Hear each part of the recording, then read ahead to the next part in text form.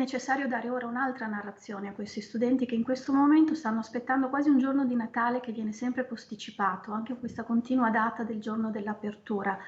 Non fa bene agli studenti aspettare un giorno che non arriva. Per migliaia di studenti di tutta Italia il destino anche oggi è stato deciso da un nuovo incontro straordinario tra governo e CTS. Il vertice d'urgenza, a poche ore dal ritorno in classe, ha confermato la riapertura in presenza nelle regioni gialle ed arancioni. Per gli studenti del Veneto dunque non cambia nulla, perché l'ordinanza regionale ha fatto slittare il ritorno in classe il 1° febbraio.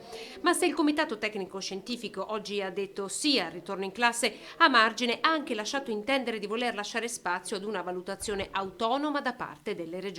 Eppure le ricadute di questo doppio binario lungo il quale corre la scuola, con aperture diverse nelle diverse regioni, rischia di avere effetti non trascurabili proprio sui ragazzi. Io ho sentito di ragazzi che non si vestono da mesi, ma passano da un pigiama ad un altro pigiama, quindi non porre attenzione in che modo stanno interagendo con i loro coetanei, stanno riversando anche in queste relazioni la loro ansia, la loro confusione, la loro rabbia. I ragazzi sentono le informazioni che vengono trasmesse e quest'idea che non si sa bene che cosa fare o che la scuola sia anche un po' un campo di battaglia tra chi è per apertura sì e chi è per apertura no.